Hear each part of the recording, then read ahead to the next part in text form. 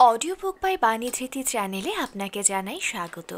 পড়ে শোনাচ্ছিলাম মানিক বন্দ্যোপাধ্যায়ের লেখা বিখ্যাত উপন্যাস পুতুল নাচের ইতিকথা।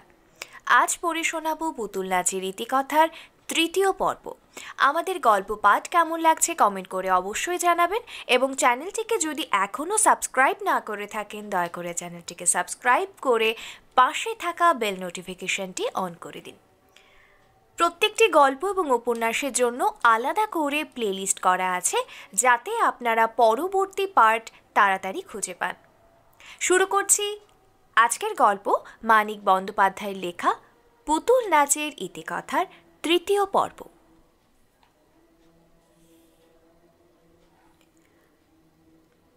নন্দলাল ভিন্ন বাড়িতে বিন্দুকে রাখিয়াছে।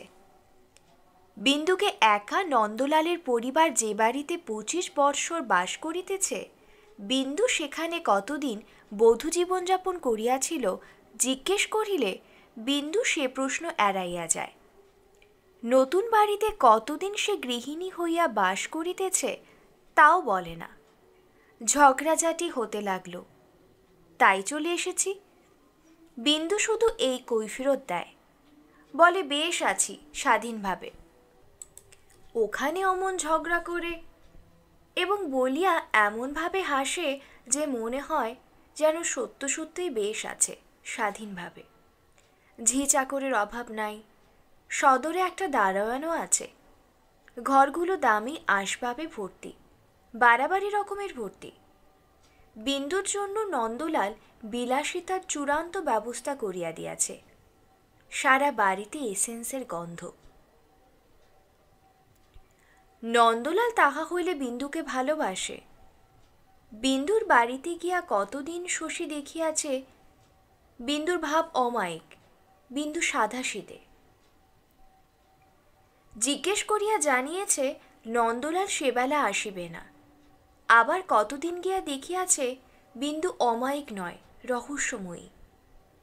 বিন্দু মহা সমারোহের সঙ্গে প্রসাধনে ব্যাপৃত হইয়া আছে। কথা বলার সময় নাই। 1 ঘণ্টার মধ্যে নন্দলাল আসিবে।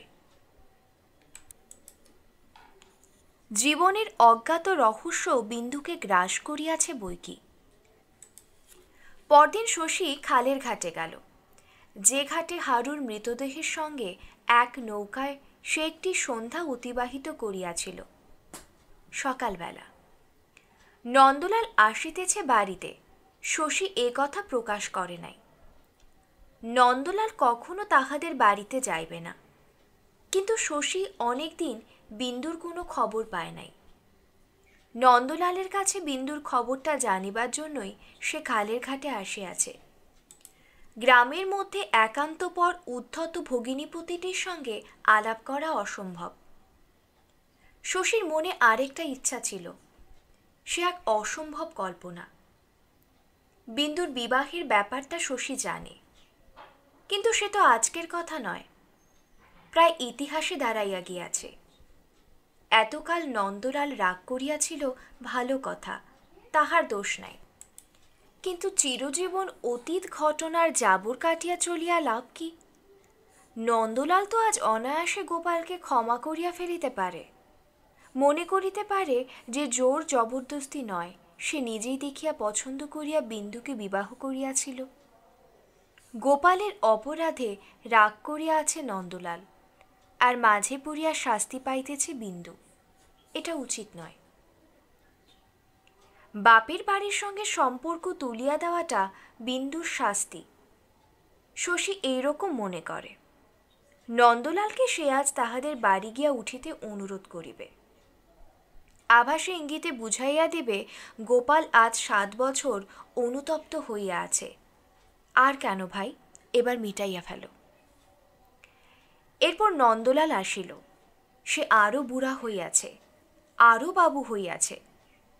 অবস্থার অনুপাতে হিসাব করিলে সঙ্গে চাকরটি কিন্তু তাহার চেয়েও বাবু। এইটুকু খাল বাহিয়া আসিতে দুজনের মধ্যে নন্দলাল নৌকা ভাড়া করিয়াছে 10 জনের। হয়তো তাহার ডুবিয়া মরার ভয়। কলকাতার বাবু। খবর না দেওয়ার জন্য শশী কোনো অনুযোগ করিল না। বলিল, কলকাতা থেকে বেরিয়েছ কবে? বিন্দু শশীর 1 বছরের ছোট, সেই হিসেবে নন্দলালের সে গুরুজন। পরশু। বিন্দু ভালো আছে? ভালো থাকবে না কেন? কি জবাব! নন্দলালকে সামনে দেখিয়া তাহার কথা শুনিয়া শশীর কল্পনা নিভিয়া আসিতেছে। রাগ, প্রতিহিংসা এইসব যে মানুষের অবলম্বন, সহজে ওসব সে ছাড়িতে চায় না। ছাড়িলে বাঁচিবে কি লয়ে? খবর পেলাম আজ সকালে তুমি পৌঁছবে।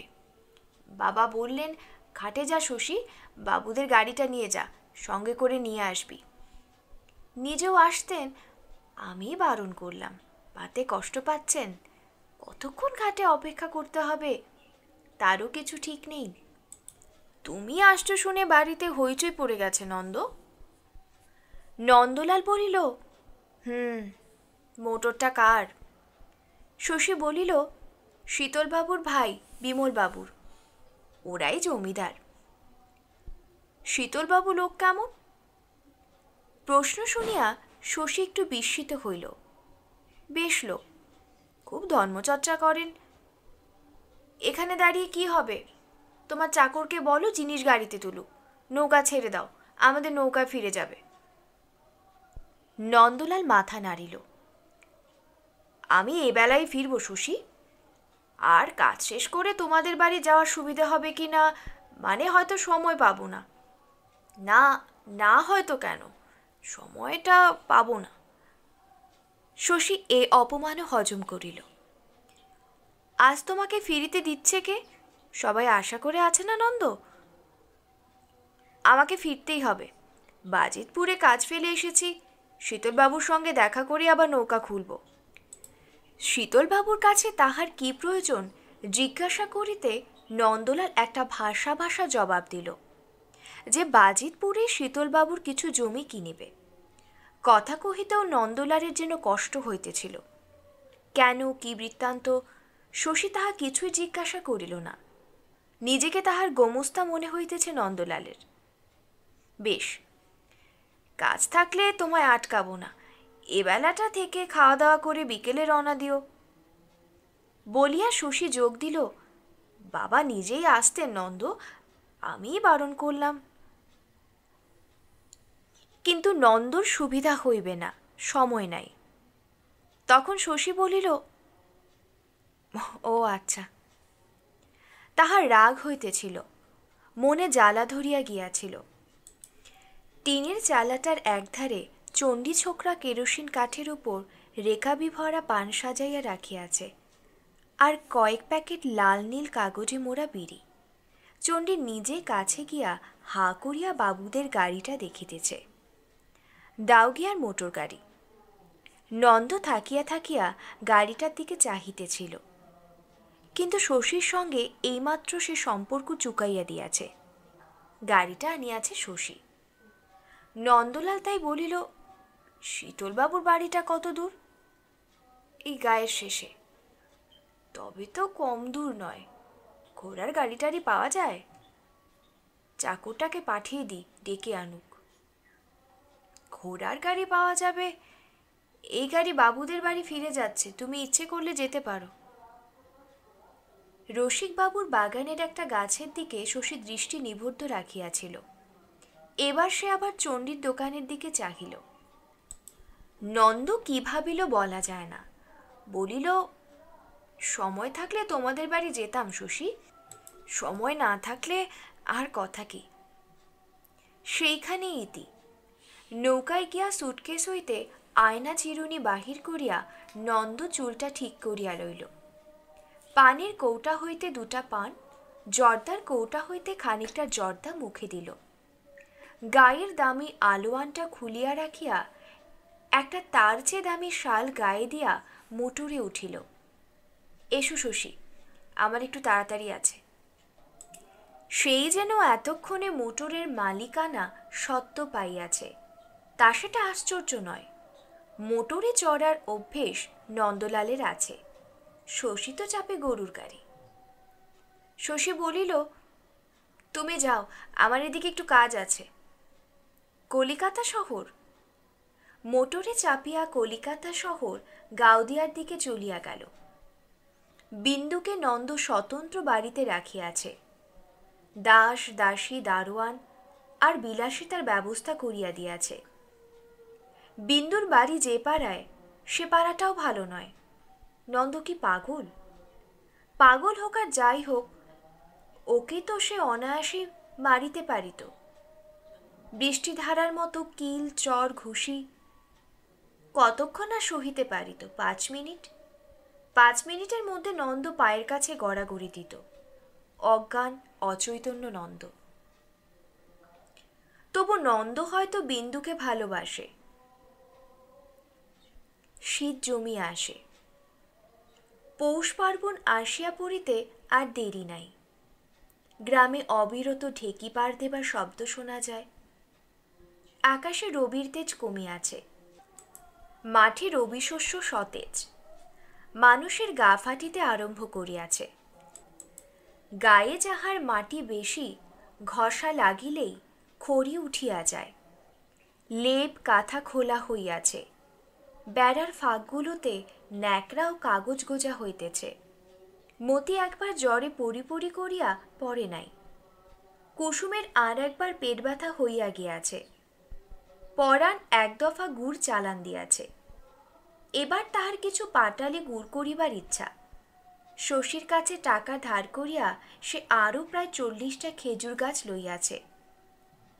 লালির বাছুরটা নিতাই একদিন যাচিয়া পরাণকে ফেরত দিয়া গিয়াছে। ছোটবাবুর জন্যে, নইলে বাছুর তুমি কখনো ফেরত পেতে না, এই কথা বলিয়াছে কুসুম। খেজুর গাছ কেনার জন্য শশীর কাছে পরাণকে টাকা ধার করিতে দিতে কুসুমের নিতান্ত অনিচ্ছা দেখা গিয়েছিল। সবসময় তাহার ইচ্ছা ও অনিচ্ছাকে মর্যাদা দিলে সংসারে চলে না। এই যুক্তিতে পরাণ তাহার কথা গ্রাহ্য করে নাই। মোক্ষদার শরীরের অবস্থাটা কিছুদিন হইতে ভালো যাইতেছে না। শশীর বাড়িতে একটা আশ্রিতা মেয়ে শশীর কি সম্পর্কে ভাইঝি হয়, ছেলে হওয়ার সময় ঠান্ডা লাগিয়া নিউমেনিয়া হইয়া মরিয়া গিয়াছে। এই ব্যাপারটিতে শশী বড় ধাক্কা পাইয়াছিল। বাড়ির উঠানে সাময়িকভাবে অতি কম খরচে কাঁচা বাঁশের সস্তা বেড়ায় একটা ঘর তুলিয়া আতুর ঘর করা হয়, চাল টিনের। ব্যাপার চুকিলে টিনের চালটি ছাড়া ঘরটিকে বিসর্জন দেওয়া হয়। মৃতা মেয়েটির বেলাতেও এই ব্যবস্থাই হইয়াছিল। এখন শশীর বাড়িতে এই প্রথা চিরন্তন। শশী নিজেও এমনি একটি কুটিরে জন্মগ্রহণ করিয়াছে, মনে নাই। শশী পৃথিবীতে আসিয়াছিল উলঙ্গ সন্ন্যাসী হইয়া। এখন সে ডাক্তার, পশারওয়ালা ডাক্তার। এমন ব্যাপার সে ঘটিতে দিল কেন? সে কি শুধু টাকার জন্য ডাক্তারি শিখিয়াছে? যেখানে যতটুকু কাজে লাগাইয়া টাকা মেলে, আপনার শিক্ষাকে সেখানে ঠিক ততটুকুই কাজে লাগাইবে? সমস্ত গ্রামকে স্বাস্থ্যতত্ত্ব শিখাইতে যাওয়া বৃহৎ ব্যাপার। ওটা না হয় সে বাদ দিল, কিন্তু নিজের গৃহে না। সে ডাক্তার নয়, ব্যবসাদার। বাহিরে সে টাকা কুড়াইয়া বেড়ায়। বাহিরে সে মৃত্যুর সঙ্গে লড়াই করিবার ভাড়া করা সৈনিক। গৃহে তাহার অস্বাস্থ্যকর আবহাওয়া, মৃত্যুর আধিপত্য। তারপর কয়েকদিন শশী বাড়িতে স্বাস্থ্যনীতি প্রবর্তনের চেষ্টায় সকলকে ব্যতিব্যস্ত করিয়া তুলিল। কি দিয়ে দাঁত মাজছিস? কয়লা দিয়ে। নিমের দাঁতন দিয়ে মাছ। তেতো যে, কয়লায় দাঁত যে কত সাদা হয়। যে কয়লা দিয়ে দাঁত মাজছিস সে কিছুতেই নিমের দাঁতন ব্যবহার করিতে রাজি হইল না। শশী কি খেপিয়া গিয়াছে? দাঁত মাজিবে, এর মধ্যেও এত কাণ্ড। মাটিতে ওকে মুড়ি দিলে কেন কুন্দ? বাটি নেই? বাটিতে দিলে এক খাবলে সব খেয়ে ফেলবে যে, তখন ফের চেঁচাতে আরম্ভ করবে। ছড়িয়ে দিলাম, খুঁটে খুঁটে অনেকক্ষণ খাবে। কুন্দ সগর্বে ছেলেকে নিরীক্ষণ করে। নধর শিশু, শশীর চোখে লাগিয়াছে। একটু কোলে নিক না। শশী তাহাকে বোঝায়, বলে মুড়ির সঙ্গে ছেলে তোর জার্ম খাচ্ছে জানিস, পেটে কৃমি হবে, আমাশা হবে, কলেরা হবে। কিসব অমঙ্গলের কথা। কুন্দ বলে, পালাই ষাট, ভাবে ওসব কিছু যদি হয় তো তোমার মুখের দোষে হবে। ডাক্তার হয়েছে বলে তুমি যাতা বলবে নাকি? বাছার তুমি গুরুজন, ওর কপালে কথা তোমার ফলেও যেতে পারে, এ খেয়াল তোমার নেই? কুন্দর ছেলে হামা দিয়ে মাটি হইতে খুঁটিয়া খুঁটিয়া মুড়ি খাইতে থাকে দুবেলা। শশীর কথা কুন্দ বিশ্বাস করে না। দু আঙুলে একটি একটি মুড়ি মুখে দেবার সময় ছেলেকে তাহার কি সুন্দর দেখায়। শশী রাগ করিয়া ধমক দিলে কুন্দ বলে, চুপ করুন শশীদা, ছেলে আপনার নয়। মামা চোখ বুঝলে আপনি বাড়ি থেকে খেদিয়ে দিবেন তা আমি জানি। বাড়ি হইতে তাড়াইয়া দেবার কথাটা কোথা হইতে আসে শশী বুঝিতে পারে না, তবে অবান্তর শোনায় না, কারণ শশীর মতো বাড়ি হইতে খেদাইয়া দেওয়ার উপযুক্ত কুন্দ ছাড়া আর কে আছে? শশী বলে, পিসি কথা শোনো, ছেলেকে তোমার এত দুধ খাইও না, ওর শিকি দুধ হজম করবার ক্ষমতাও নেই। পিসি ভাবে, হায় রে কপাল, বাড়িতে এত দুধের ছড়াছড়ি, আমার ছেলে একটু দুধ খায় এ কারো সয় না? কতটুকু দুধই বা ও খায়? কি জানি কবে ছেলে দুধের বরাদ্দ কমিয়ে যায়, এই ভয়ে পিসি ছেলেকে আরও একটু বেশি দুধ খাওয়াইতে আরম্ভ করে। দুপুরবেলা শশী ঘরে ঘরে বলিয়া যায়, ওঠো, উঠে পড়ো সবাই, ঘুমোতে হবে না। শীতকালে দুপুরবেলা কিসের ঘুম? সকলে একদিন দুই দিন সহ্য করে, হাসি মুখে উঠিয়া বসিয়া হাই তুলিয়া বলা বলি করে, শশীর হয়েছে কি, এবার বাপু ওর একটা বিয়ে দেওয়া দরকার। কিন্তু কয়েকদিনের মধ্যেই তাহারা বিদ্রোহ করে। যাদের বয়স কম ও স্বামী আছে তারা ভাবে, আমাদের মতো রাত জাগতে হলে দুপুরে ঘুমোই বা কেন বুঝতে। যাদের স্বামী নাই তারা ভাবে, দুপুরবেলা না ঘুমিয়ে করব কি, সময় কাটবে কি করে। শশী যেন পাগল, স্বাস্থ্য দিয়ে আমাদের কি হবে? গিন্নিরা যাদের বয়স হয়েছে তারা ভাবে, কথাটা বোধহয় মিথ্যে নয়, দুপুরে না ঘুমালে অম্বলের জ্বালা বোধহয় একটু কমে, কিন্তু পেটে ভাতটি পড়লেই চোখ জড়িয়ে আসে, তার কি হবে? গোপাল শুনিয়া বলে, ও কি শেষে বাড়িতেই ডাক্তারি বিদ্যা ফলাতে আরম্ভ করলো নাকি? সন্ধ্যার পরপর ঘরে ঘরে শশী একবার বেড়াইয়া আসে। পাকা ঘরের অধিবাসীদের বলে, তোমাদের কাণ্ডখানা কি? দম আটকে মরবে যে সবাই, সব জানালা বন্ধ, বাতাস আসবে কোথা দিয়ে? তাহারা হাসে, জানালা খুলিলে ঠান্ডা লাগিবে না? এক ঘর বাতাস আগে এই কটি প্রাণী নিঃশ্বাস নিক, দম তো আটকাইবে তবে। বেড়ার ঘরের অধিবাসীদের শশী বলে, বেড়ার ফাঁক পর্যন্ত কাগজ দিয়ে বন্ধ করেছ, এর মধ্যে বাতাস দুর্গন্ধ হয়ে উঠেছে, একটা জানালা অন্তত খুলে দাও, কাল নইলে আমি সিলিং কাটিয়ে দেব, চাল আর বেড়ার মধ্যে যে ফাঁক আছে তাই দিয়ে পচা বাতাসটা বেরিয়ে যাবে। কুন্দ বলে, খেমির মতো আমাদের নিউমোনিয়া করিয়ে মারবে শশী দাদা, কচি ছেলে নিয়ে কাঁচা ঘরে আছি, কত সাবধানে থাকতে হয় আপনি কি করে বুঝবেন? এ তো দালান নয়, পাকা ঘর তো আর আমাদের ভাগ্যে নেই। প্রত্যেক কথায় কুন্দর এমনই নালিশ টানিয়ে আনে, এই তাহার স্বভাব। বাড়ির লোকের স্বাস্থ্য ভালো করার চেষ্টা শশী ত্যাগ করিয়াছে। প্রথমটা ভয়ানক রাগ হইয়াছিল, ক্রমে ক্রমে সে করিয়াছে জ্ঞান লাভ। সে বুঝিয়াছে তাহার স্বাস্থ্যনীতি পালন করিতে গেলে জীবনের সঙ্গতি ওদের একেবারে নষ্ট হইয়া যাইবে, অসুখী হইবে ওরা। রোগে ভুগিয়া অকারণে মরিয়া গেলে বড় আনন্দে থাকে, ফুর্তি নয়, আনন্দ, শান্ত স্তিমিত একটা সুখ। স্বাস্থ্যের সঙ্গে প্রচুর জীবনী শক্তির সঙ্গে ওদের জীবনের একান্ত অসামঞ্জস্য। ওরা প্রত্যেকে রুগ্ন, অনুভূতির আড়ত, সংকীর্ণ সীমার মধ্যে ওদের মনের বিস্ময়কর ভাঙা গড়া চলে। পৃথিবীতে ওরা অস্বাস্থ্যকর জলাভূমির কবিতা, ভ্যাপসা গন্ধ, আবছা কুয়াশা, শ্যামল শৈবাল, বিষাক্ত ব্যাঙের ছাতা, কলমি ফুল। সতেজ উত্তপ্ত জীবনে ওদের সহিবে না। শশী ভাবিয়া অবাক হয় শশী। কুমুদ একদিন এই ধরনের একটা লেকচার ঝাড়িয়াছিল, পৃথিবী শুদ্ধ লোক যে কত বোকা এই কথাটা প্রমাণ করিবার জন্য।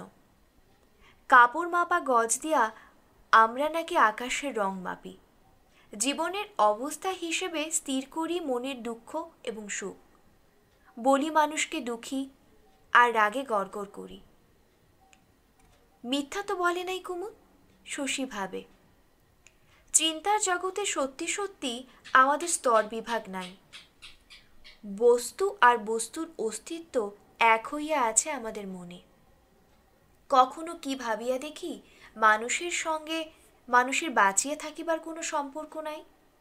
মানুষটা যখন হাসে অথবা কাঁদে তখন হাসি কান্নার সঙ্গে জড়াইয়া ফেলি মানুষটাকে। মনে মনে মানুষটার গায়ে একটা লেবেল আটিয়া দিই, সুখী অথবা দুঃখী। লেবেল আটা দোষের নয়, সব জিনিসেরই একটা সংজ্ঞা থাকা দরকার। কে হাসে আর কে কাঁদে এটা বোঝানোর জন্য ২-১০টা শব্দ ব্যবহার করা সুবিধাজনক বটে। তার বেশি আগাই কেন? কেন পরিবর্তন চাই? নিঃশব্দে অশ্রু মুছিয়া আনিতে চাই কেন সশব্দে উল্লাস? রোগ শোক দুঃখ বেদনা বিষাদের বদলে শুধু স্বাস্থ্য বিস্মৃতি সুখ আনন্দ উৎসব থাকিলে লাভ কিসের? আরও মজা আছে, লাভ না থাক ক্ষতিই বাকি। ভাবিতে ভাবিতে রীতিমতো বিহ্বল হইয়া যায় শশী। সে রোগ সারায়, অসুস্থকে সুস্থ করে, অথচ একেবারে চরম হিসাব ধরিলে শুধু এই সত্যটা পাওয়া যায়, রোগে ভোগা সুস্থ হওয়া রোগ সারানো রোগ না সরানো সমান, রোগীর পক্ষেও শশীর পক্ষেও। এসব ভাবিতে ভাবিতে কত অতীন্দ্রিয় অনুভূতি যে শশীর জাগে। রহস্যানুভূতি এবং প্রক্রিয়ায় শশীর মৌলিক নয়। সব মানুষের মধ্যে একটি খোকা থাকে যে মনের কবিত্ব মনের কল্পনা মনের সৃষ্টি ছাড়া অবাস্তবতা মনের পাগলামিকে লইয়া সময়ে অসময়ে এমনিভাবে খেলা করিতে ভালোবাসে। একদিন শশী হারু ঘোষের বাড়ির অদূরে তালবনের ধারে মাটির টিলাটিতে উঠিয়াছিল। বর্ষার পর টিলাটি জঙ্গলে ঢাকিয়া যায়। জঙ্গল ভেদ করিয়া টিলার উপর উঠিবার কি দরকার ছিল শশীর? সূর্যাস্ত দেখিবে। দিগন্তের কোলে তরুশ্রেণী যে বাঁকা রেখাটি রচনা করিয়াছে তাহারই আড়াল হইতে দেখিবে সূর্যকে। কি ছেলে মানুষই শখ! নিজের কাছে ছেলে মানুষ হইতে শশীর লজ্জা ছিল না। কেবল শখটি মিটাইয়া দিয়া যে মূল্য তাহাকে দিতে হইল আগে জানিলে তাহাতে শশী রাজি হইত না। টিলার উপরে উঠিয়া পশ্চিম দিকে মুখ করিয়া সে যখন দাঁড়াইল তখন তাহার মন শান্তিতে ভরিয়া আছে।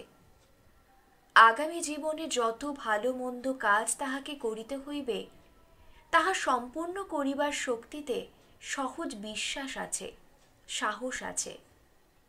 কিন্তু সূর্য ডুবিবার আগে শশী ভীত হইয়া পড়িল। ছেলেবেলা মাঝরাতে ঘুম ভাঙিয়া এক একদিন তাহার কেমন ভয় করিত তেমনি ভয়। শশীর সর্বাঙ্গ শিহরিয়া কাঁপিয়া উঠিল। তাহার মনে হইল কয়েক মিনিটের ভবিষ্যৎও তাহার আর অবশিষ্ট নাই। সে এমনই অসহায়, এমনই ভঙ্গুর।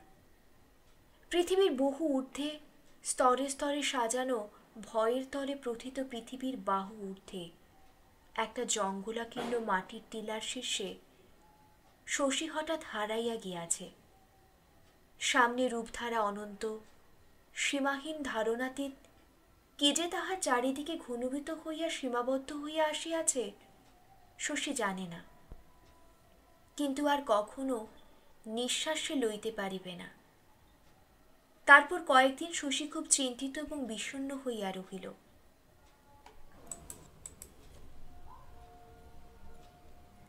গ্রাম্য জীবনে আবার শশীর বিতৃষ্ণা আসিয়াছে।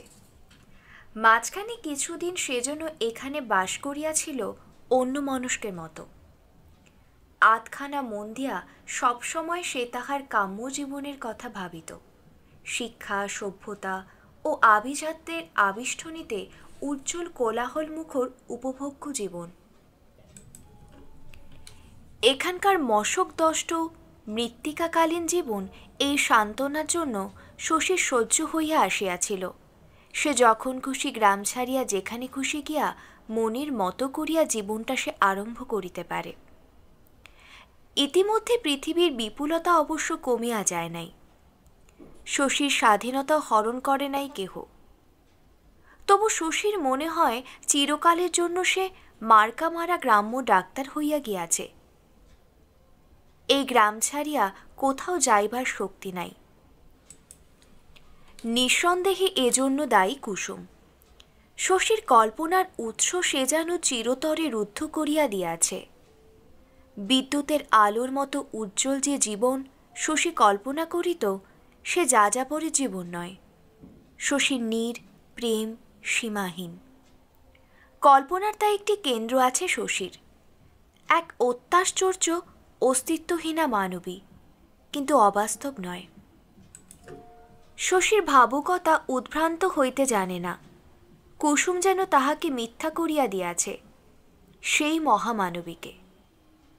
ছোট বোন সিন্ধু আর মতি ছাড়া কারোর সঙ্গে শশীর ভালো লাগে না। এত বড় গ্রামে শুধু এই দুটি প্রিয়তমা বান্ধবী। নিচে সিন্ধু পুতুল খেলা করে, খাটে বসিয়া শশী অস্বাভাবিক মনোযোগের সঙ্গে সে খেলা চাহিয়া দেখে। খুকি, বড় হয়ে তুই কি করবি? পুতুল খেলব। এই একটিমাত্র জবাবে ক্ষণিকের জন্য শশীর মন যেন একেবারে হালকা হইয়া যায়। জানালা দিয়া সে বাহিরের দিকে তাকায়। জানালার নিচে সেদিন কুসুম যে গোলাপের চারাটি মারাইয়া গিয়াছিল, শশীর যত্নে সেটি এবার মাথা তুলিয়াছে। মতি স্পষ্টই জিজ্ঞাসা করে, আপনার সেই বন্ধুটি পত্র দিয়েছে? কে রে মতি? কুমুদ? না, দেয়নি। কেন? এমনি শুধোচ্ছি। এমনি শুধোবি কেন ও কথা? সুন্দর যাত্রা করে যে। তা বটে, সুন্দর যাত্রা করে বলিয়া কুমুদ পত্র দিয়েছে কিনা মতির তা জিজ্ঞাসা করা চলে বটে। শশী হাসিয়া বলে, ওর পার তোর খুব ভালো লাগতো না রে মতি? আমার একার কেন, সবার লাগতো। একটা যাত্রা গান দিন না ছোটবাবু, দেবেন? কত টাকা নেয়? গম্ভীর মুখে শশীর হাসিকে মতি অগ্রাহ্য করে, বলে, আমার টাকা থাকলে ও দলটা ভাড়া করে আনতাম ছোটবাবু। আমাদের বাড়ির সামনে সাইমানা খেটে আসর করে দিতাম, পালা হতো 7 দিন। মতি একটু গম্ভীর হইয়াছে আজকাল। কথা বলিতে বলিতে দু চোখে তাহার একটু ভীরু উৎসুক্য দেখা যায়। কথা শেষ করিয়া কি যেন ভাবে মতি। শশী ভাবে, কে জানে, হয়তো ধীরে ধীরে অবশ্যম্ভাবী আত্মচিন্তাই এবার আসিতেছে মতির। গ্রামের মেয়ে তো, নিশ্চিন্ত থাকিবার বয়সটা ইতিমধ্যে পার হইয়া যাইতে আরম্ভ করিবে, আশ্চর্য নাই। একদিন বাসুদেব বাড়ুজ্যে সপরিবারে গ্রাম ত্যাগের আয়োজন করিলেন। কলিকাতায় মেজ ছেলে চাকরি করিত। সম্প্রতি সেজ ছেলেরও কোনো আবেশে চাকরি হইয়াছে, জমি জমা নাই। গোপালের শত্রুতার জন্য কেহ টাকা ধার করিতে আসে না। আসিলেও গোপালের পরামর্শে সুদে আসলে গাব করিতে চায়। ম্যালেরিয়ায় ভুগিতে আর কেন গ্রামে থাকা? এমন অনেক কি আছে। গ্রাম জুড়িয়া এখন এখানে ওখানে পোড়া ভিটে খা খা করে। খবর পাইয়া শশী দেখা করিতে গেল। জিনিসপত্র বাঁধা ছাতা হইতেছে দেখিয়া হঠাৎ কেমন রাগ হইয়া গেল শশীর। সে নিজে যখন গ্রামের পাকে আত্মসমর্পণ করিয়াছে চিরকালের জন্য, আর কারো যেন গ্রাম ত্যাগ করা অন্যায়। আপনার কাছে কতগুলো টাকা পেতাম বাড়ুজ্যে কাকা? কলকাতা গিয়ে পাঠিয়ে দেব বাবা, কটাই টাকা তো। ছেলেরা মাস কাবারে মাইনে পেলে একটা দিনও দেরি করব না। শশী মাথা নাড়িল, না, অনেকদিন পড়ে আছে টাকাটা, দিয়েই যান। শশীর এত টাকার প্রয়োজন কিসের কে জানে। বিশ্রী একটা কলহ বাঁধিয়া গেল বাসুদেবের সঙ্গে। তার 2 ছেলে রুখিয়া আসিল। কোনো পক্ষেরই মান অপমানের পার্থক্য রহিল না। তবু শশী ছাড়িল না। ছোট নোটবুকটিতে ভিজিট আর ঔষধের জন্য যত টাকার অঙ্কপাত করা ছিল সমস্ত টাকা আদায় করিয়া ক্ষান্ত হইল। টাকাটা পকেটে পুরিয়া বলিল, দুটো চাকরি ছেলে আপনার, ডাক্তারের ফি দিতে মরেন কেন বারুজে কাকা? কলকাতা ডাক্তার ডেকে তার সঙ্গে যেন এরকম করবেন না, জুতো মেরে যাবে। ফিরতে ইচ্ছা হয় না শশীর। অনেকক্ষণ ধরিয়া আরও তীব্র ভাষায় সকলকে গালাগালি দিতে ইচ্ছা হয়। সে একটা কটু আনন্দে নিবিড় স্বাদ পায়। বাসুদেবের বিধবা বউটি মৃত ভূতকে বাঁচানোর জন্য একদিন যে শশীর পথ আটকাইয়াছিল, হঠাৎ তার দিকে চোখ পড়িয়া শশী যেন চমকাইয়া গেল। ভূতর মৃত্যুর 3 মাস পরেও এ বাড়ির কাছাকাছি পথ দিয়া যাওয়ার সময় শশী এর বিনূন কান্না শুনিয়াছে। আজ সে কাঁদিতেছিল নিঃশব্দে। আশ্চর্য নয়, যার চিকিৎসায় ভূত বাঁচে নাই সেই ডাক্তার আসিয়া ভিজিটের টাকার জন্য এমন কাণ্ড করিলে মন যার স্নেহ কোমল সে তো কাঁদবেই। পাংশু মুখে শশী পালাইয়া আসিল। ভূত চিকিৎসার হিসেব সে যে ধরে নাই, সে টাকা সে আদায় করিয়াছে, তার প্রত্যেকটা পয়সা যে এ বাড়ির অন্য লোকের অসুখের চিকিৎসা করার দরুন যারা আজও সুস্থ শরীরে বাঁচিয়া আছে, বউটি একবারও তাহা ভাবিবে না। ভূতর জন্য মন কেমন করিলে গাউদিয়া শশী ডাক্তারকে স্মরণ করিয়া শিহুরিয়া উঠিবে। হয়তো কোনোদিন শহরের প্রতিবেশিনীদের কাছে গ্রামের গল্প বলিবার সময় আজিকার ঘটনার উল্লেখ করিয়া বলিবে, গায়ে ডাক্তারগুলো পর্যন্ত এমনি মানুষ দিদি, আমরা গা ছেড়ে এসেছে কি সাধে। কয়েকদিন পর শশীর একবার কলকাতা যাওয়ার প্রয়োজন ছিল। কয়েকখানা বই ও কতগুলো ওষুধ কিনিবে। একদিন পরাণ লজ্জিত মুখে কাছে আসিয়া দাঁড়াইল। বলিল, কলকাতা যাবার বায়না নিয়ে মতি বড় কাদা কাটা জুড়েছে ছোটবাবু। শশী অবাক হয়ে ভাবিল, কলকাতা যাবে? কার সঙ্গে? বলছে আপনার সঙ্গে যাবে। শশী হাসিয়া বলিল, তুই বুঝি তাই আমাকে বলতে এসেছিস যদি নিয়ে যাই? তোমার বুদ্ধি নেই পরাণ, আমি যেতে পারি নিয়ে গায়ের লোক বলবে কি? শশী একা মতিকে লইয়া কলকাতা যাইবে, পরাণ সে কথা বলিতে আসে নাই। পরাণও সঙ্গে যাইবে বই কি। মোক্ষদা বার কয়েক গঙ্গা স্নানের ইঙ্গিত করিয়াছে। এ সুযোগ বুড়ি ছাড়িবে বলিয়া মনে হয় না, সুতরাং কুসুমও যাইবে সন্দেহ নাই। মতির জন্য এবার ফতুর হইতে হইবে পরাণকে। এতগুলো মানুষের কলিকাতা যাওয়া আসার খরচ কি সহজ? কিন্তু না গেলেও চলিবে না। মতি 2 দিন নাওয়া খাওয়া ছাড়িয়া কাঁদিয়াছে। হঠাৎ ওরা তো কলকাতা যাওয়ার শখ হলো কেন? শশী জিজ্ঞাসা করিল। পরাণ তা জানে না।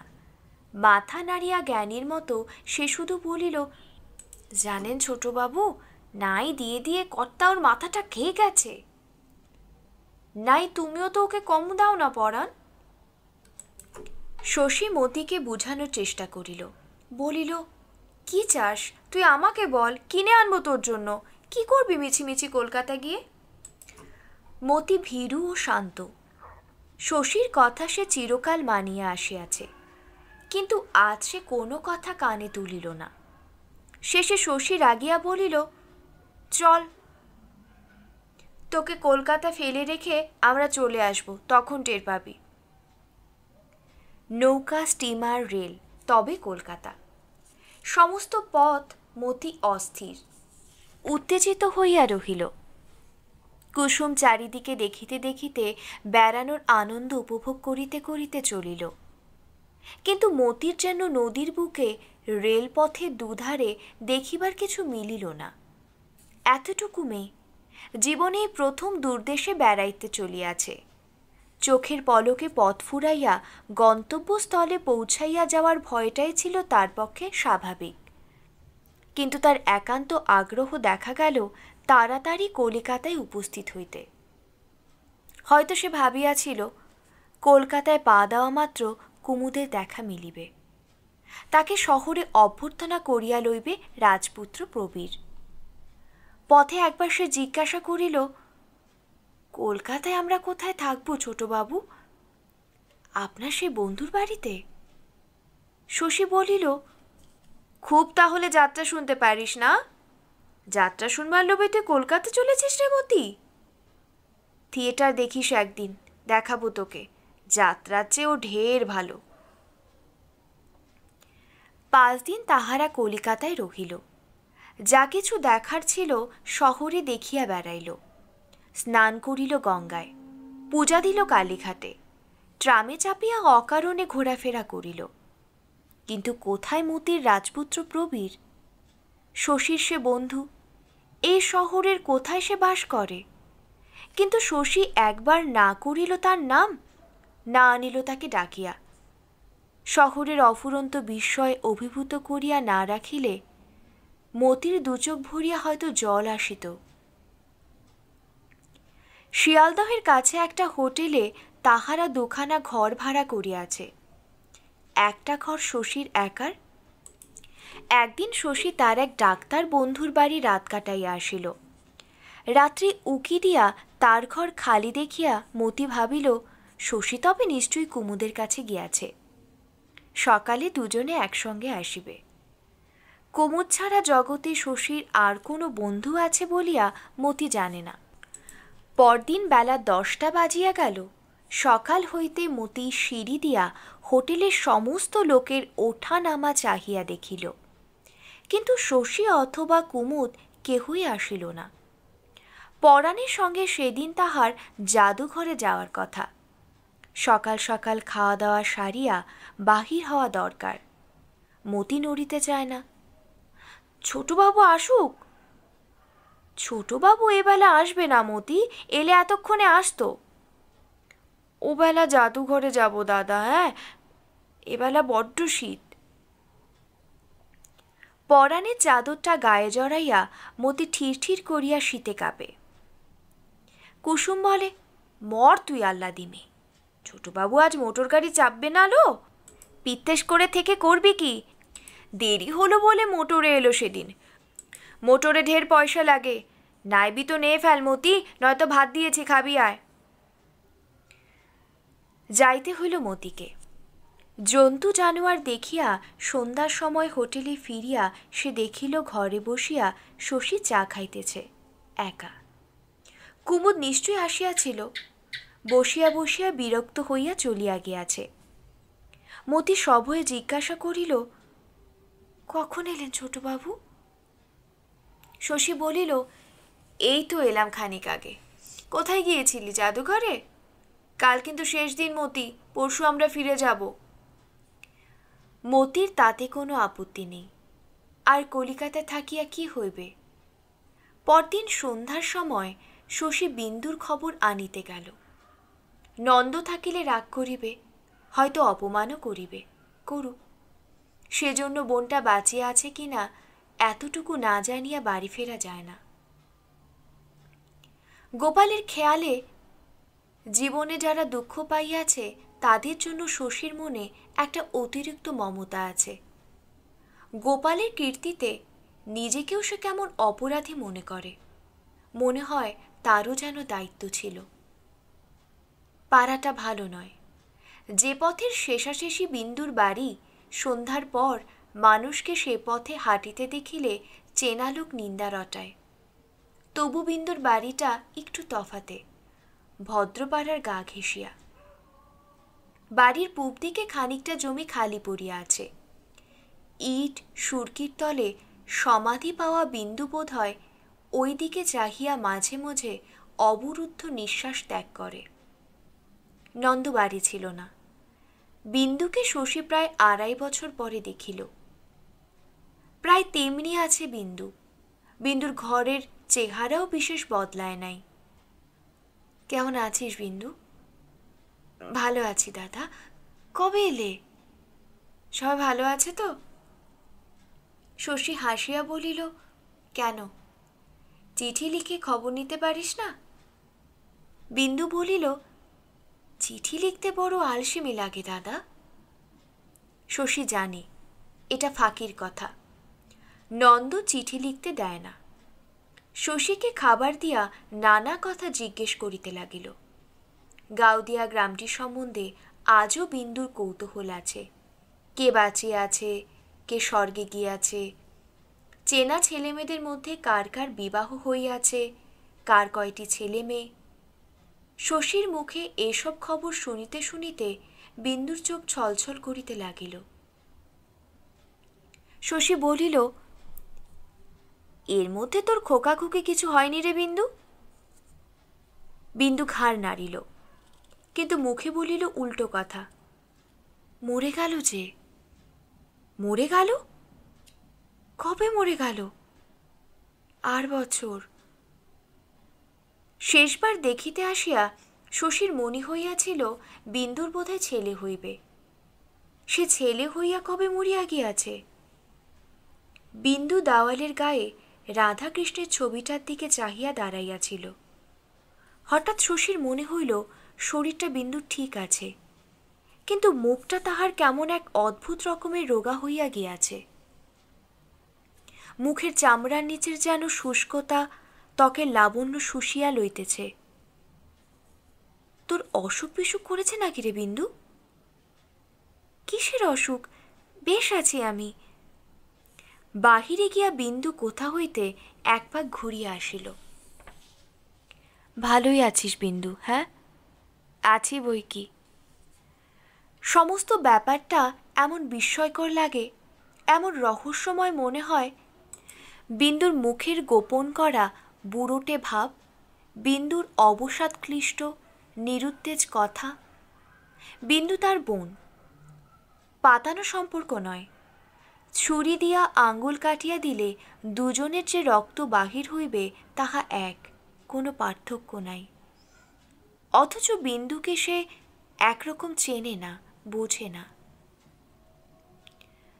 শশী মমতার সঙ্গে বলিল, এত দূরে বসলি যে, এদিকে আয়, এখানে বস। বিন্দু উদ্ধতভাবে বলিল, কেন? শশী বলিল, আয়, সরে আয়, কটা কথা শুধোই তোকে। ইতস্তত করিয়া বিন্দু কাছে আসিল। তার দুচোখ দিয়া জল পড়িতেছে। কাঁদিস কেন? এ প্রশ্নে বিন্দু ফুপাইয়া কাঁদিয়া উঠিল। কোনোদিন তুমি আমাকে কাছে ডেকেছ?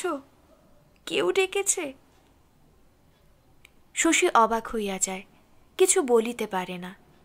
এ বাড়িতে আসিয়া পরের মতো 8 ঘণ্টা বসিয়া সে চিরদিন বিদায় লইয়াছে, তা সত্য, কিন্তু কি করিতে পারিত শশী? কদাচিৎ এতটুকু সময়ের জন্য সে যে আসিত, তাতেই নন্দ পাছে রাগ করিয়া বিন্দুকে কষ্ট দেয়, শশী সেজন্য ভয় করিত। বিন্দুর মনে তাতে এত ব্যথা লাগিত, সেই নিরুপায় অনাদরে। বিন্দু তো কোনোদিন কিছু বলে নাই মুখ ফুটিয়া। অনেক দিনের অভিমানে বিন্দু অনেকক্ষণ কাঁদিল। শেষে সে শান্ত হইলে শশী বলিল, তোর ব্যাপারটা খুলে বলতো বিন্দু। কিছু না দাদা। শশী বুঝাইয়া বলিল, আজ না বললে আর কোনোদিন বলতে পারবি না বিন্দু, অন্যদিন লজ্জা করবে। নন্দ খারাপ ব্যবহার করে। আমাকে ভীষণ শাস্তি দিচ্ছে। ভীষণ শাস্তি? নন্দ ভীষণ শাস্তি দিচ্ছে বিন্দুকে? বিন্দুর এমন বাড়ি, এত কাপড় গয়না, এত বিলাসিতার ব্যবস্থা। নন্দ তোকে ভালোবাসে না বিন্দু? বাসে, স্ত্রীর মতো নয়, রক্ষিতার মতো। কিসের মতো? শশী যেন বুঝিতে পারে। গাউদিয়া বিন্দুকে গ্রাস করা কলিকাতার অনামী রহস্য শশীর কাছে স্বচ্ছ হইয়া আসে। বিন্দু বলিল, দেখিবে? উনি এলে কোন ঘরে বসেন দেখবে দাদা, চলো দেখাই। শশীর দেখবার স্বাদ ছিল না। হাত ধরিয়া বিন্দু তাহাকে টানিয়া লইয়া গেল। ওদিকের বড় একখানা ঘরের তালা খুলিয়া সুইচ টিপিয়া বিন্দু আলো জ্বালিল। কিসে তীব্র আলো! গোটা 3 বাল্ব ঘিরিয়া কাচের ঝাড় ঝলমল করে। শশীর চোখ যেন ঝলসিয়া গেল। দেওয়ালে ৮-১০টা অশ্লীল ছবি, মেঝে জুড়িয়া ফরাস পাতা, তাতে কয়েকটা বড় বড় তাকিয়া, হারমোনিয়াম, বায়া তবলা ওসবও আছে। বিন্দু বলিল, গান শিখিয়াছি, উনি তবলা বাজান, আমি গান করি। শশীর আর কিছু দেখিবার কথা অথবা শুনিবার ইচ্ছা ছিল না। সে মরার মতো বলিল, ও ঘরে চল বিন্দু। বিন্দু শক্ত করিয়া তাহার হাত চাপিয়া ধরিয়া বলিল, না, আসল জিনিস দেখে যাও। ঘরে ছোট একটি আলমারি ছিল, টানিয়া দরজা খুলিয়া বলিল, দেখো। শশী না দেখিয়াই অনুমান করিয়াছিল আলমারির তাকগুলি নানা আকারের নানা লেবেলের বোতলে বোঝাই হইয়া আছে। নিজেকে শশীর অসুস্থ মনে হইতেছিল। এমন কাণ্ডটা ঘটে সংসারে? কি শক্ত মেয়ে বিন্দু! এত কাল এ কথা সে চাপিয়া রাখিয়াছিল। ছেলে হইয়া মরিয়া না গেলে, স্নেহ করিয়া কাছে না ডাকিলে আজও হয়তো সে কিছু বলিত না। তুই খাস? না খেলে ছাড়ছে কে দাদা? দেখো, আমার একটা দাঁত বাঁধানো। প্রথম দিন সাঁড়াশি দিয়া দাঁত ফাঁক করিয়া গলায় ঢেলে দিয়েছিল, তারপর থেকে নিজেই খাই। একদিকের ঘরে আসিয়া শশী বলিল, জোর করে বিয়ে দেবার জন্য? বিন্দু বলিল, না, আমি হাবভাব দেখিয়া ভুলাইয়াছিলাম বলে। কিন্তু তা তো তুই করিসনি, তুই তখন কতটুকু? ও তাই মনে করে দাদা। বিন্দুর শুষ্ক চোখ এতক্ষণে জলজল করিতেছিল, আবার স্তিমিত সজল হইয়া আসিল। চোখ মুছিয়া বলিল, কেন মিথ্যে তোমায় বললাম? শশী ভাবিতেছিল বিন্দুর কথায় চমকাইয়া গেল। এমন হতাশ হইয়া গিয়াছে বিন্দু? ভাবিতে ভাবিতে শশীর মুখ কালো আর কঠিন হইয়া ওঠে। অন্যদিকে চাহিয়া সে জিজ্ঞাসা করিল, নন্দ আর কাউকে আনে, বন্ধু বান্ধব? বিন্দু বলিল, না না, ছি, ওসব বুদ্ধি নেই, যা শাস্তি দেবার নিজেই দেয়। তারপর মৃদুস্বরে আবার বলিল, অসুখ বিসুখ হলে খুব ভাবে দাদা, সেবাও করে। শশী অনেকক্ষণ ভাবিল। বিন্দু উৎসুক হইয়া বলিল, কোথায় যাব তোমার সঙ্গে? শশী বলিল, কাল আমরা দেশে চলে যাব, যাবি? বিন্দু ব্যগ্র হইয়া বলিল, যাব। চল এখনই বেরিয়ে পড়ি দাদা, হঠাৎ যদি এসে পড়ে। বিন্দু যেন 1 মিনিটও সবুর সইবে না। এতকাল এখানে সে কেমন করিয়াছিল কে জানে। গাড়িতে শশী তাহাকে এই কথায় জিজ্ঞাসা করিল। পথের পাশে সাজানো দোকানের দিকে চোখ রাখিয়া বিন্দু বলিল, ভেবেছিলাম ক্ষমা করবে। এতকাল পরে এ কি প্রত্যাবর্তন বিন্দুর? গহনা নাই, কাপড় নাই, মোটবহর কই? গ্রামের লোক অবাক মানিল। বিন্দুকে জ্বালাতনও কম করিল না। ব্যাপারটা বুঝিবার জন্য সকলেই উৎসুক। জেরায় জেরায় বাহিরে পুরুষদের এবং ভেতরের মেয়েদের জীবন অতিষ্ঠ হইয়া উঠিল। শশী আর বিন্দু নিজে ছাড়া কেহ কিছু জানিত না, কেহ কিছু জানিতেও পারিল না, তাই মুখে মুখে নানা কথা প্রচারিত হইয়া গেল। সেনদিদি বিন্দুকে যন্ত্রণা দিল সবচেয়ে বেশি। শশীকে অবাক করিয়া কিছুদিন হইতে সেনদিদি হামেশাই এ বাড়িতে আসিতেছিল। গোপালের সঙ্গে তার যেন একটা সন্ধি হইয়াছে। কুর্তায় ভুঁড়ি ঢাকিয়া গোপাল তামাক টানে, অদূরে পিঁড়ি পাতিয়া সেনদিদি তার সঙ্গে আলাপ করে। সেনদিদির দাগি মুখ আর কানা চোখ দেখিয়া গোপালেরও যেন একটা রোগ আরাম হইয়াছে। আজকাল সে প্রসন্ন প্রশান্ত। গ্রাম্য রমণীর আবেগপূর্বক মমতায় সেনদিদি শশীকে আকর্ষণ করিত বটে, এবং লাবণ্যবতীর স্নেহ স্বভাবতই মানুষ একটু বেশি পছন্দ করে বলিয়া সে মমতার দামিও ছিল শশীর কাছে। কিন্তু একথা শশী কখনো বিশ্বাস করে নাই যে পরন্তু সূর্যের মতো শেষ যৌবনের অত্যাশ্চর্য রূপের অস্ত্রে ছেলেকে বশ করিয়া গোপালের উপর একটা উপযুক্ত প্রতিশোধ গ্রহণের একটু ইচ্ছা সেনদিদির ছিল। গোপালের বাঁকা মন বাঁকা মানে খুঁজিত, তাই সেনদিদির বর্তমান শ্রীহীনতায় গোপালের প্রসন্ন ভাব শশী বুঝিতে পারে না সেনদিদির আসা যাওয়া। চিরকাল যে শত্রুতা করিয়াছে, ক্ষতি করিয়াছে অপূরণীয়, তার সঙ্গে বসিয়া সেনদিদি যে গল্প করিতে পারে, শশীকে তা যেন অপমান করে। মাঝে মাঝে হাসির কথাও বুঝি বলে গোপাল, কারণ সেনদিদি কুশ্রী মুখখানা অনিন্দ হাসিতে ভরিয়া যাইতেও দেখা যায়। শশী জানে খুব অল্প বয়সে সেনদিদির ভার গোপালের ঘাড়ে পড়িয়াছিল। তারপর কত টাকার বিনিময়ে সেনদিদিকে গোপাল যামিনীর কাছে বিসর্জন দিয়াছিল তাও শশী জানে। 150 টাকা। গোপালের গ্রাম্য রসিকতায় সেই সেনদিদি এমন অকুণ্ঠ হাসি হাসিতে পারে ভাবিলে গ্রামের উপরই শশীর বিতৃষ্ণা যেন বাড়িয়া যায়।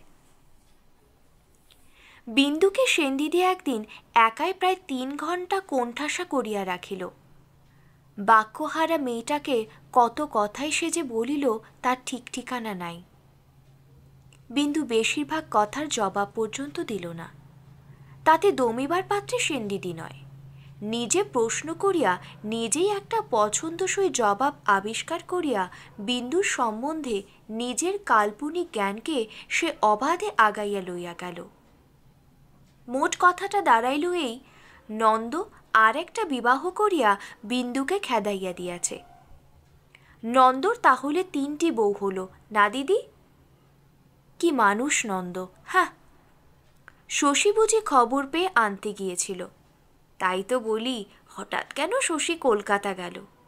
কি জানি দিদি, তোর এমন অদৃষ্টে হয়েছে। এমনি আবেগপূর্ণ মমতা সেনদিদির। কানা চোখ ভরিয়া তাহার অশ্রু টলমল করিতে লাগিল।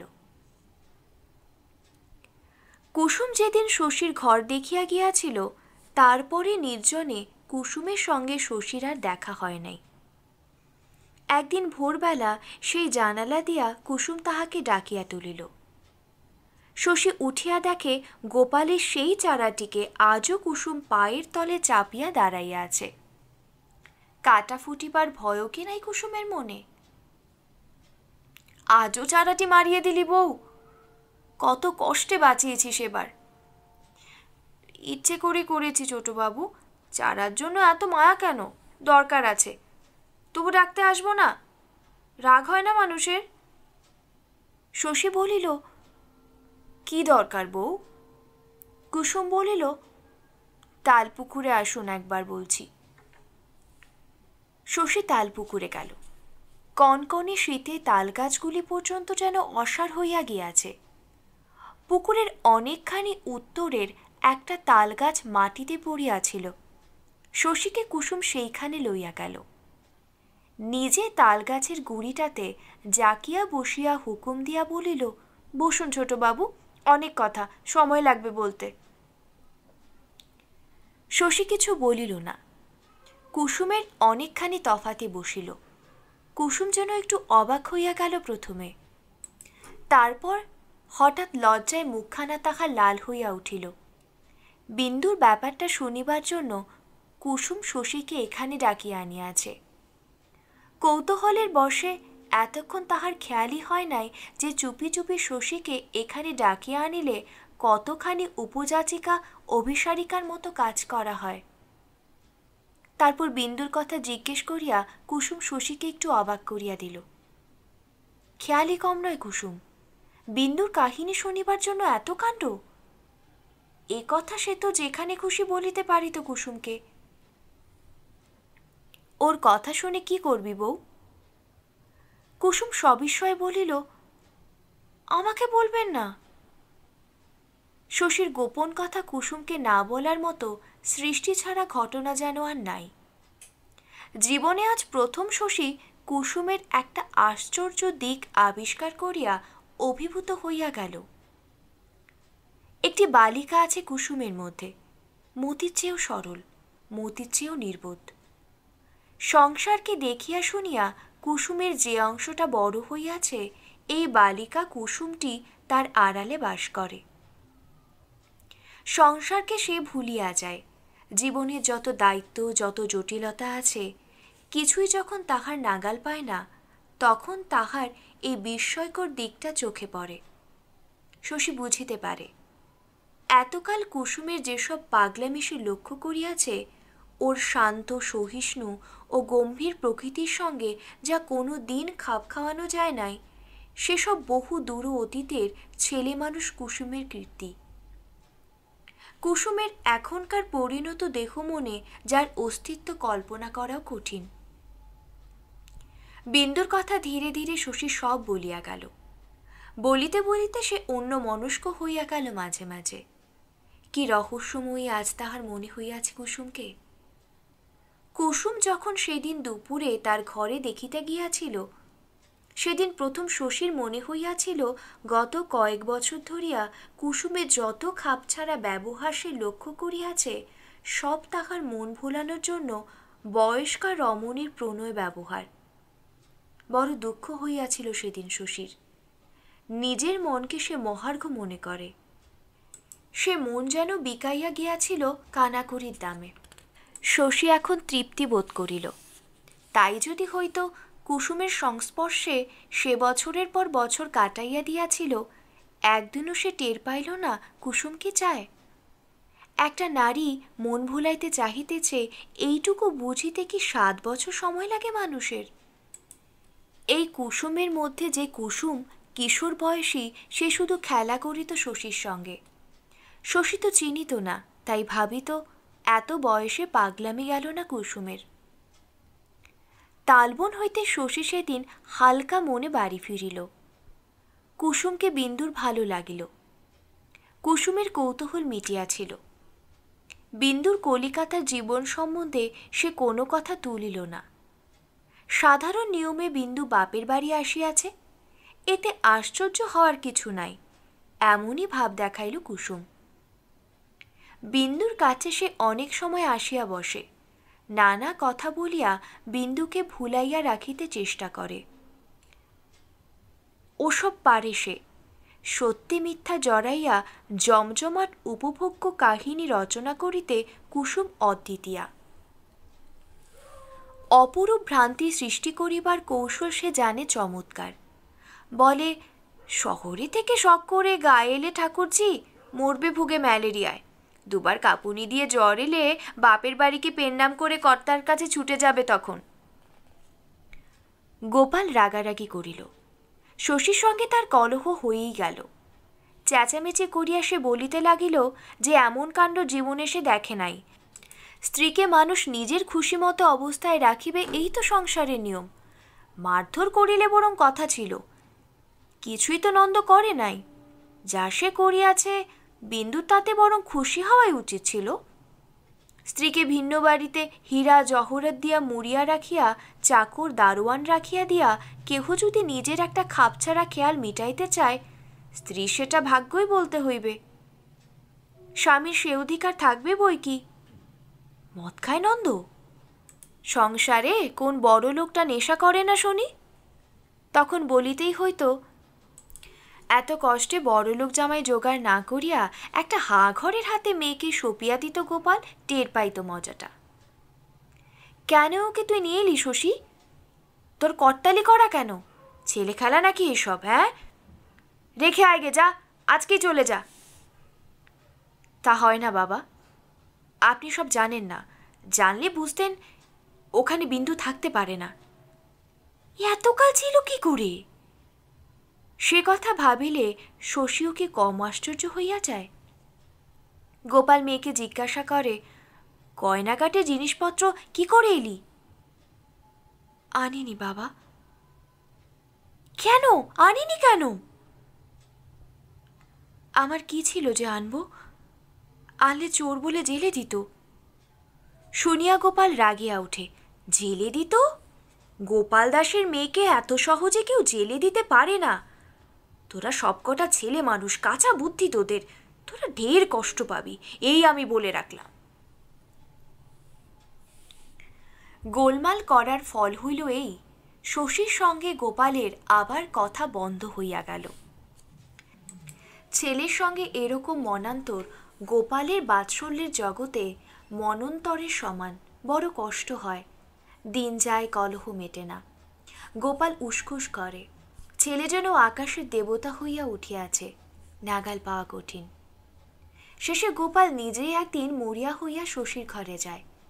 শশী মোটা ডাক্তারি বইটি নামাইয়া রাখিলে সেটা সে টানিয়া লয়, পাতা উল্টায়।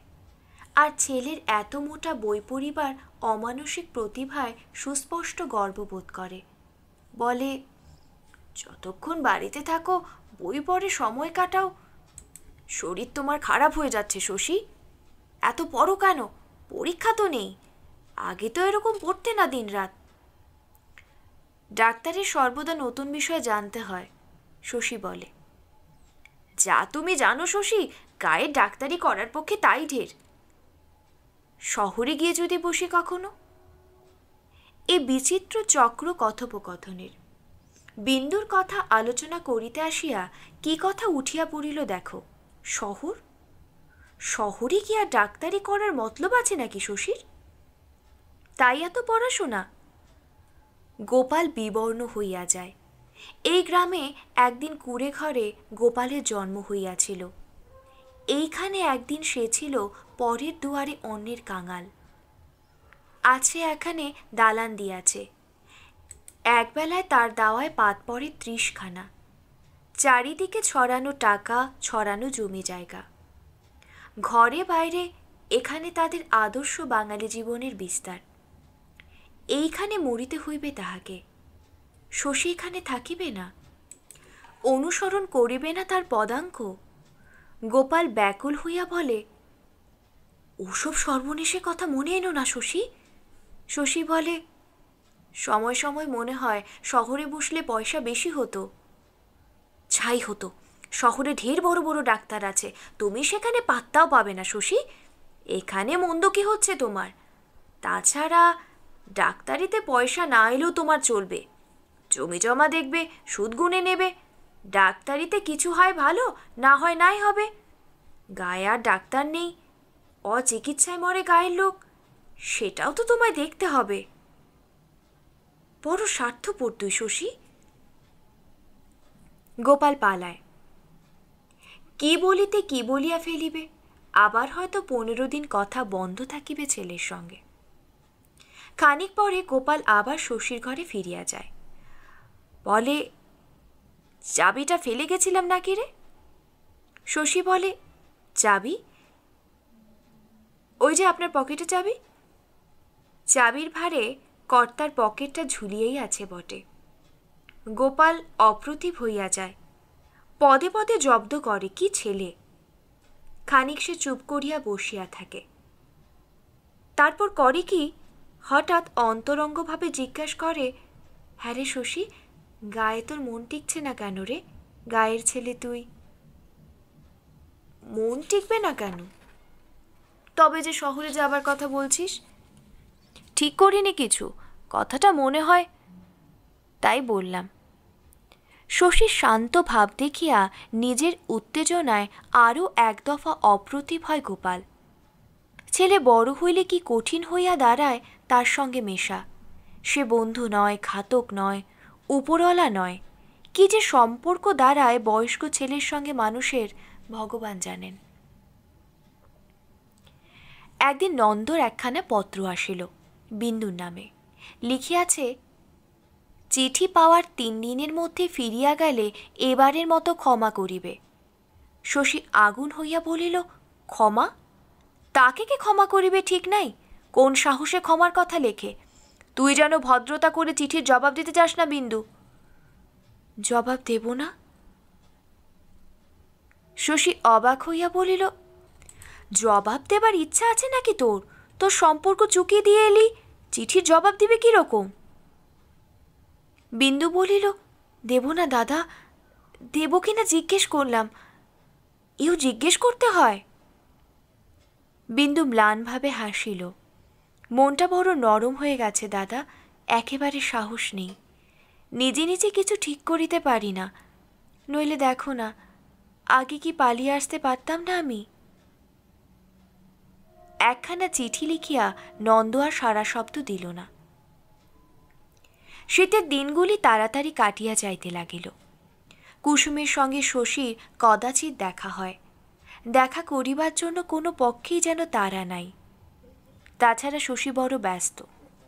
শীতকালে গ্রামে অসুখ বিসুখ কিছু কম থাকে বটে, সে শুধু অন্য সময়ের তুলনায়। কিছুদিন আগে বাজিতপুরের হাসপাতালে ডাক্তারের সঙ্গে শশী আলাপ করিয়া আসিয়াছিল। কলকাতায় পড়িবার সময় ডাক্তারটির সঙ্গে মুখ চেনা ছিল শশীর। তাকে সে বলিয়া আসিয়াছিল, হাসপাতালে কোনো অসাধারণ রোগী আসিলে শশীকে তিনি যেন একটা খবর দেন। শুধু বই পড়িয়া শেখা যায় না, মাঝে মাঝে শশী বাজিতপুরে যায়। বড় রকমের অপারেশন দেখিবার সুযোগ থাকিলে নিজের রোগীদের কথা বলিয়া দু একদিন সেখানে থাকিয়া আসে। কুসুম নালিশ করে না। কি যেন হইয়াছে কুসুমের, বোধহয় ভুলিয়া গিয়াছে নালিশ করিতে। এমন অন্যমনস্কতা মাঝে মাঝে আসে বই কি মানুষের, অত্যন্ত গুরুত্বপূর্ণ কাজেও যাতে ভুল হইয়া যায়। ফাল্গুনের গোড়ায় হঠাৎ একদিন কুমুদ আসিয়া হাজির। কদিন থাকতে দিবি শশী? যতদিন থাকবি। শশী খুশি হয়। সত্যি থাকবি? থাকবো বলেই এলাম, ভালো লাগলে থাকবো। শশী হাসিল। ভালো লাগার মতো কী বা আছে গায়ে? ডোবা জঙ্গল আর মুখ্য মানুষ। ভালো না লাগলেও থাকিস কুমুদ কিছুদিন, সঙ্গীর অভাবে বড় চিন্তাশীল হয়ে উঠেছি। কুমুদ বলিল, সঙ্গীর অভাব? বিয়ে কর না। শশীর হাসি দেখিয়া কুমুদ গম্ভীর হইয়া বলিল, ঠাট্টা করছি না শশী, সত্যি তোর বিয়ে করা দরকার। শান্ত হিসেবে সাধারণ সংসারী মানুষ তুই। সাধারণ মানুষের জীবন যেমন হয় তোরও তেমনি হওয়া দরকার। অন্যরকম করে বাঁচতে গেলে তুই সুখে হতে পারবি না। শশী বলিল, তুই তো এরকম ছিলি না কুমুদ। এসব কি পরামর্শ দিচ্ছিস? আমার ঘরে থাকবি নাকি একটা ভিন্ন ঘরের ব্যবস্থা করে দেব তোকে? কুমুদ বলিল, ভিন্ন ঘর হলে মন্দ হয় না শশী, 2-4 ঘন্টা একা না থাকতে পারলে কি চলে? কবিতা লিখিস? হ্যাঁ? না, ঠিকমতো বাঁচতেই জানি না, কবিতা লিখব। লিখতে লজ্জা করে। কুমুদ লজ্জায় কবিতা লেখে না, এটা আশ্চর্য মনে হয়। জীবনে সে কি চায় আজও কি কুমুদ তাহা বুঝিতে পারে নাই?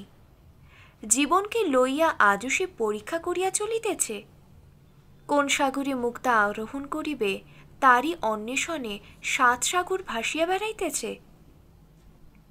এর চেয়ে বিস্ময়কর কিছু নাই যে শান্ত আর বন্য কোনো মানুষই জীবনের রহস্য ভেদ করিয়া সেই চিরন্তন স্থিতির খোঁজ পায় না, যা অপরিবর্তনীয় হইলেও চলে, যেখানে অভিনবত্ব কাম্য নয় মানুষের।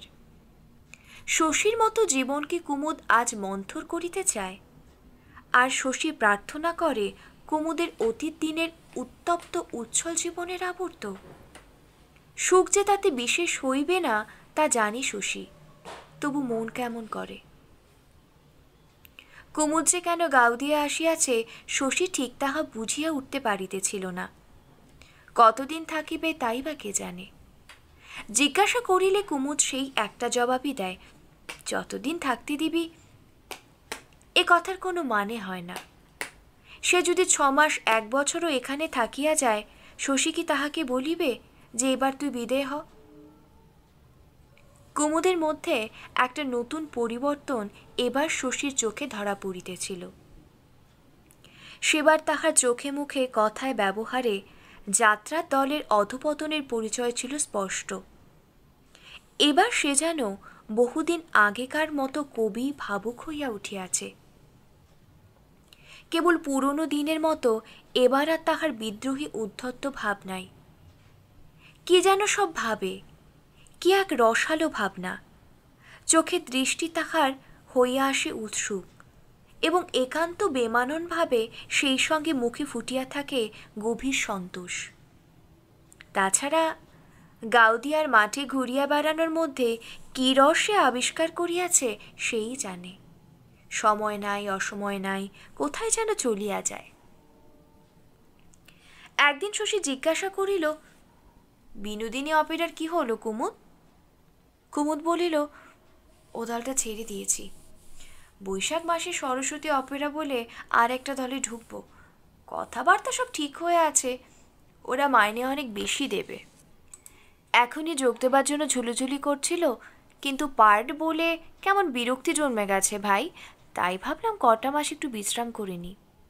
কে জানে এ কথা সত্য কি মিথ্যা। শশীর মনে একটা সন্দেহ উকি দিয়ে যায়। সে ভাবে হয়তো বিনোদিনী অপেরা হইতে কুমুদকে বিদায় করিয়া দিয়াছে। কোথাও কিছু সুবিধা করিতে না পারিয়া সে আসিয়া আশ্রয় লইয়াছে এখানে। সরস্বতী অপেরার কথাটা বানানো।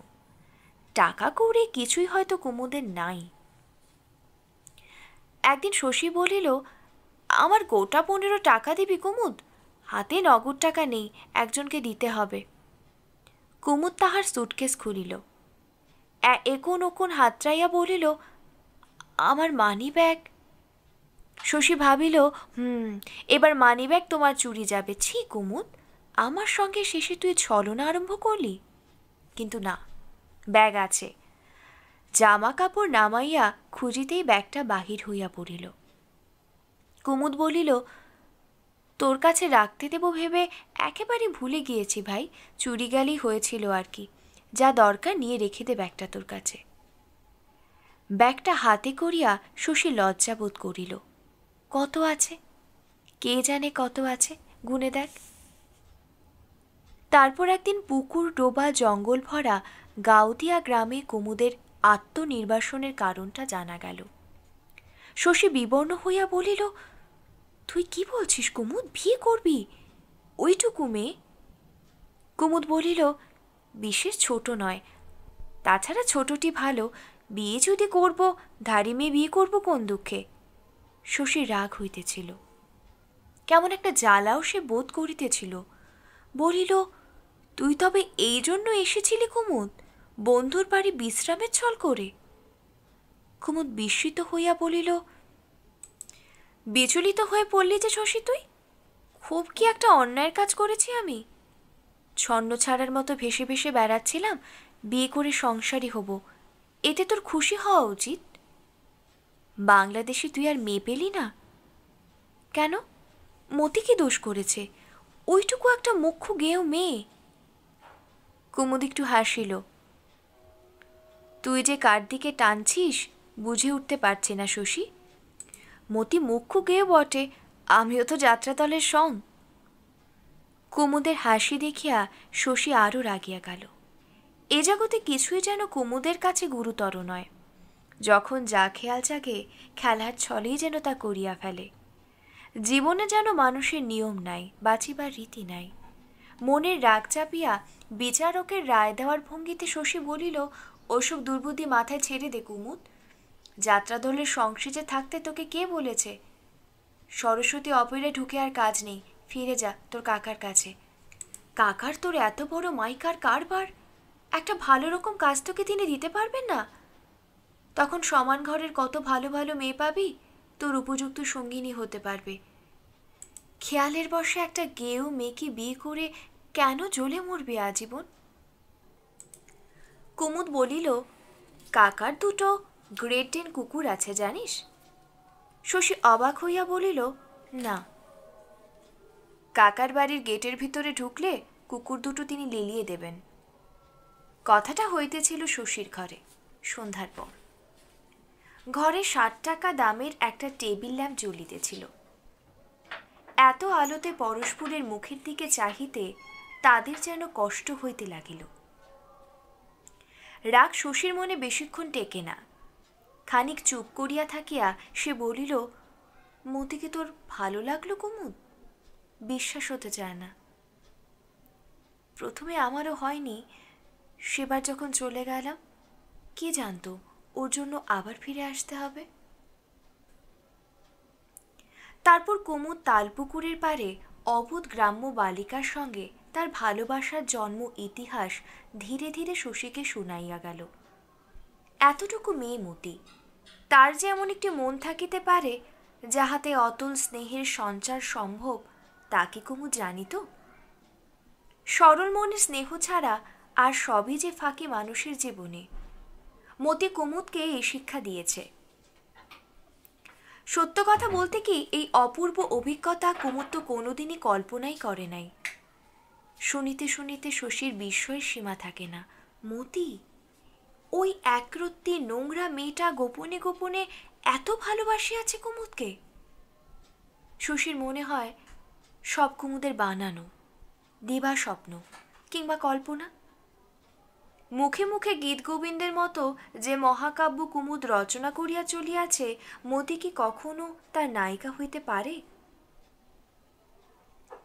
সেদিন অনেক রাত্রি অবধি শশী ঘুমাইতে পারিল না।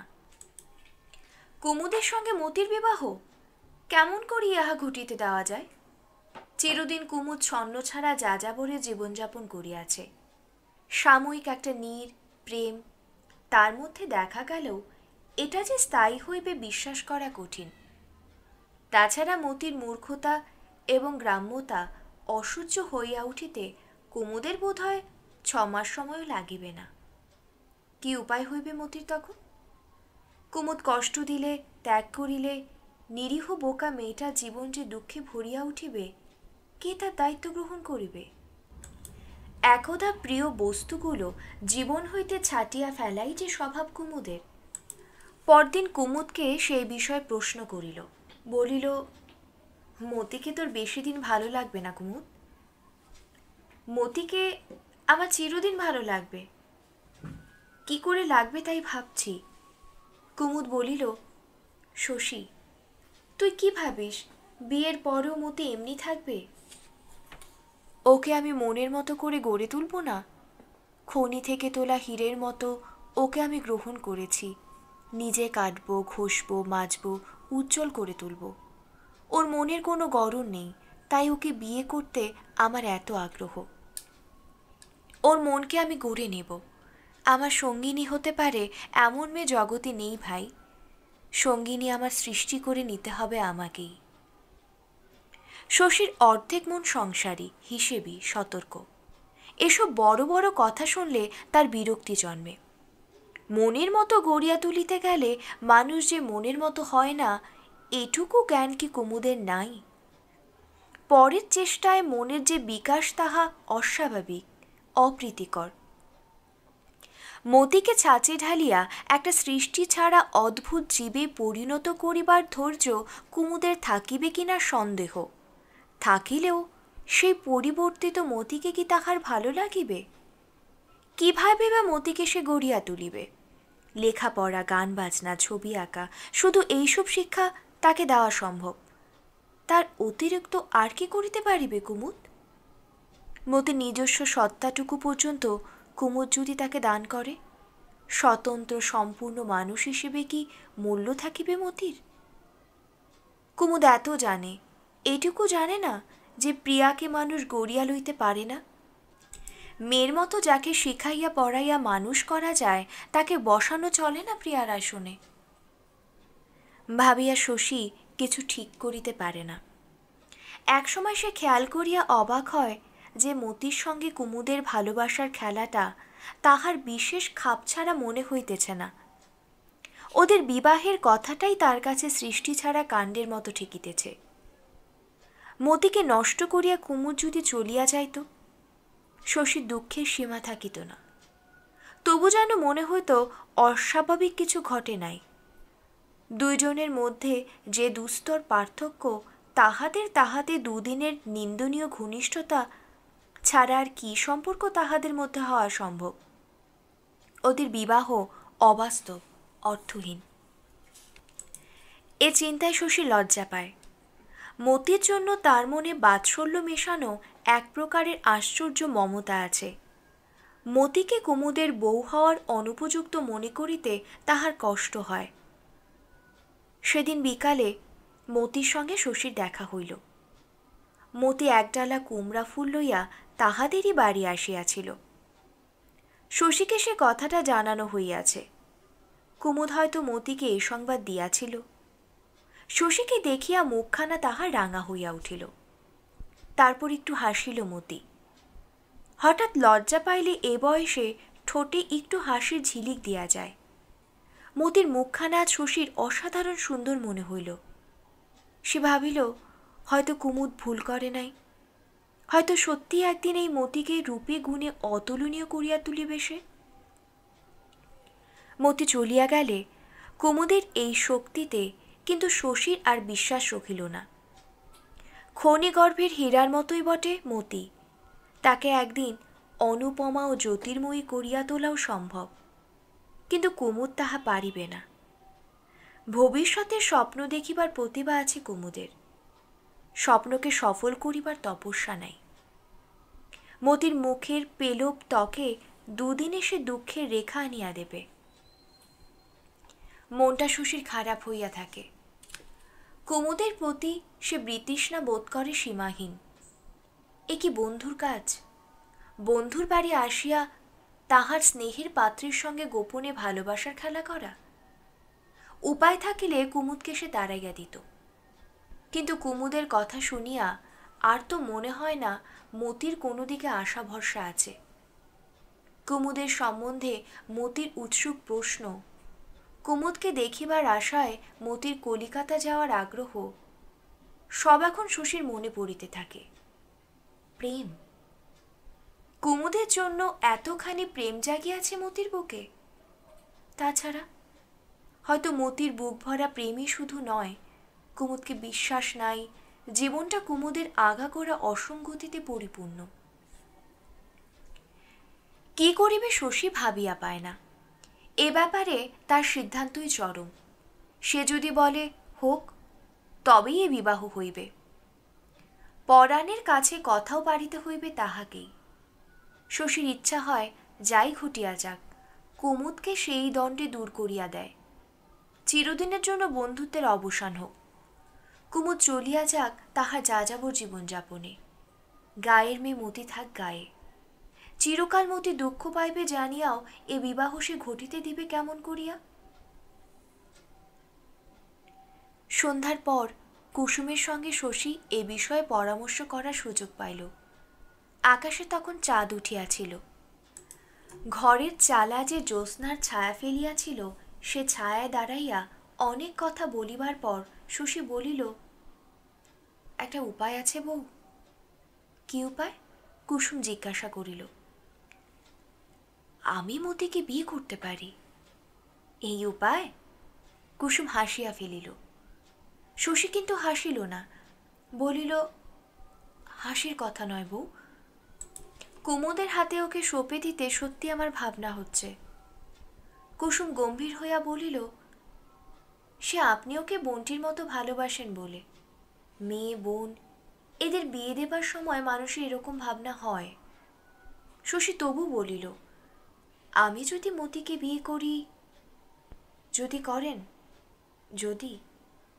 তীব্র চাপা গলায় এ কথা বলিয়া কুসুম পরক্ষণে আবার হাসিয়া ফেলিল। সংসারে এত যদি চলে না ছোটবাবু, আপনি করবেন মতিকে বিয়ে, জীবনটা আপনার একেবারে নষ্ট হয়ে যাবে না? তখন শশী বলিল, কুমুদ অবশ্য একেবারে অমানুষ নয়, রোজগার পাতিও মন্দ করে না। কুসুম বলিল, মতির ভাগ্যি ওকে কুমুদবাবুর পছন্দ হয়েছে। পড়তো গিয়ে কোনো চাষার ঘরে দুবেলা জ্বালা কাঠের মার খেয়ে প্রাণটা ছুরি বেরিয়ে যেত। অনেক পুণ্যিতে এমন বর জুটেছে ওর। হোক তবে, তাই হোক। মতি কি বলে বউ? কি বলবে, দিন গুনছে। দিন গুনিতেছে মতি, গুনুক। কুসুমের ওপর রাগে শশীর মন জ্বালা করিতে থাকে। সেদিন প্রত্যুষে তালবনে কুসুমের মধ্যে যে সরলা বালিকাকে আবিষ্কার করিয়া সে পুলকিত হইয়াছিল, আজ সে কোথায় গেল? কি পাকা বুদ্ধি কুসুমের! কি নিখুঁত কৌশলে মতির বিবাহ সম্বন্ধে সে তার মনের মোড় ঘুরাইয়া দিল। দুদিন ভাবিয়া সে যা স্থির করিতে পারে নাই, আধ ঘন্টার মধ্যে দুটো অচল যুক্তি দেখাইয়া কুসুম কত সহজে সব সমস্যার মীমাংসা করিয়া দিল। কুসুমের কাছে দাঁড়াইয়া মতির ভালো মন্দ সম্বন্ধে এমন সে নির্বিকার হইয়া উঠিল কিসে যে অনায়াসে বলিয়া বসিল, হোক তবে তাই হোক। তাছাড়া এসব আজ কি বলিতেছে কুসুম? এমনই চাঁদনি রাতে আপনার সঙ্গে কোথাও চলে যেতে সাধ হয় ছোটবাবু। গভীর দুঃখের সঙ্গে শশীর মনে হয় একথা কুসুমের বানানো। মতিকে পাছে সে আবার নিজে বিবাহ করিয়া কুমুদের হাত হইতে বাঁচাইতে চায়, তাই কুসুমে মন রাখা কথা বলিয়াছে। বলুক, সে তো কুমুদ নয়, তার জীবনে সবই অভিনয়। তবু চাঁদের আলোয় চারিদিকে আজ কেমন স্বপ্ন দেখিতেছে দেখো। এ যেন বিশ্বাস করিতে ইচ্ছা হয় না কুসুমের জটিলতার বিয়ে। এমনি সময় এত কষ্টে পাওয়া তাহার ভাগ্যে ছিল, কিন্তু কেন সে দাঁড়াইয়া আছে? কেন সে চলিয়া যাইতে পারে না? কে জানে। হয়তো জীবনের বিতৃষ্ণা ও আত্মগ্লানি ভরা মুহূর্তগুলো আকর্ষণ তার কাছেই এত তীব্র। কুমুদ হয়তো ছুটিয়া পালাইত, বলিয়া যাইত, তুমি গোল্লায় যাও কুসুম। অথবা হয়তো নিজেকে আনন্দ দিয়া এই জ্যোৎস্নার কবিতাটুকু ছাকিয়া লইয়া এমনই স্থূল মুহূর্তগুলোকে অপূর্ব করিয়া তুলিত। কুসুম নিঃশ্বাস ফেলিয়া বলিল, আপনার কাছে দাঁড়ালে আমার শরীর এমন করে কেন ছোটবাবু? শরীর? শরীর? তোমার মন নাই কুসুম? এরই সাথে শেষ হলো মানিক বন্দ্যোপাধ্যায়ের লেখা পুতুল নাচের ইতিকথার ৩য় পর্ব। আমাদের গল্প পাঠ কেমন লাগছে কমেন্ট করে জানাবেন। আরও জানাবেন আপনার পছন্দের বইয়ের নাম। আমরা প্রত্যেকটি গল্পের জন্য আলাদা আলাদা করে প্লেলিস্ট করেছি, যাতে আপনারা পরবর্তী অংশ খুব তাড়াতাড়ি খুঁজে পান। সকলে ভালো থাকবেন এবং সবাইকে ভালো রাখবেন।